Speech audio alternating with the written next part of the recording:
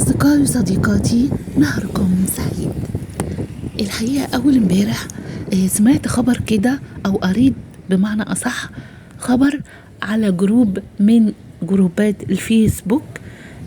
اسمه الجروب اسكندرية زمان ودلوقتي.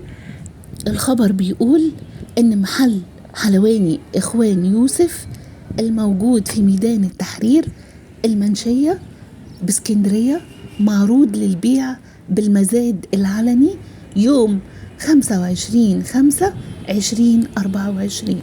حلواني إخوان يوسف يعتبر من أقدم المحلات في اسكندرية، وكل الإسكندرانية لهم ذكريات مع المكان ده والمحل ده.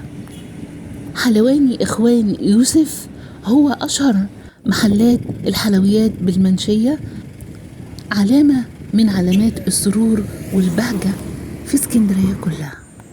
كانوا مسميينه حلواني المناسبات. إخوان يوسف يا طبعا زمان كانت الطبقات المتوسطة لما تيجي عليهم مناسبة زي نجاح أو زيارة مريض أو خطوبة أو مثلا حفلة زفاف، كانوا يقولوا إيه، ما ينفعش أو ما يصحش ندخل على الناس وإيدينا فاضية. فكانت أسهل حاجة كانوا يجيبوا علبة شوكولاتة، بونبون، كلها كانت في متناول الجميع من محلات إخوان يوسف. طبعا زمان كان في محلات كبيرة جدا للحلويات، لكن إخوان يوسف كانوا يعني متميزين في الحلويات الجافة. يعني ما كانش عندهم ولا كيك ولا جاتو ولا تورت، لكن كانت كل منتجاتهم الشوكولاتة والنوجة والتوفي والملبس. وما ننساش كمان كل منتجات السبوع من عند إخوان يوسف. منتجاتهم الحقيقة ممتازة، والمنتجات بتاعتهم كلها بترضي جميع المستويات. طبعا نزلت المنشية علشان أشوف المصداقية إن هما فعلا المحل ده معروض في المزاد العلني ولا لأ، لأن دوت أنا المكان ده بحبه جدا. الحقيقة كان مقفول المحل، وبعد كده بعد شوية فتح طبعا بعد صلاة الجمعة. فأنا دخلت وصورته قدامكم وسألت الموظفين جوه، كلهم قالوا ما فيش أي حاجة من الكلام ده.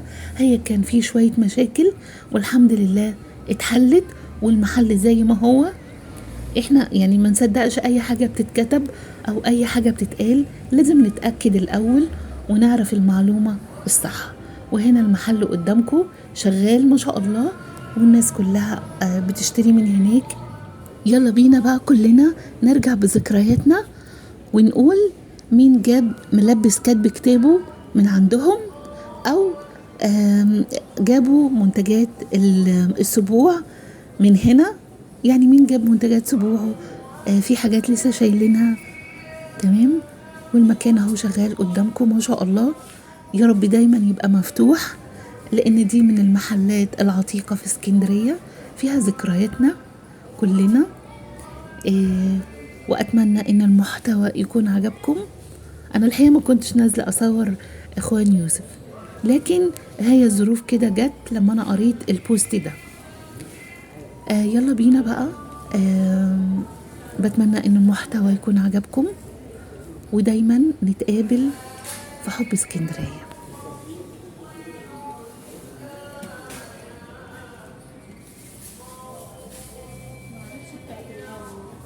في حاجة بتتغير يعني حاجة معينة حضرتك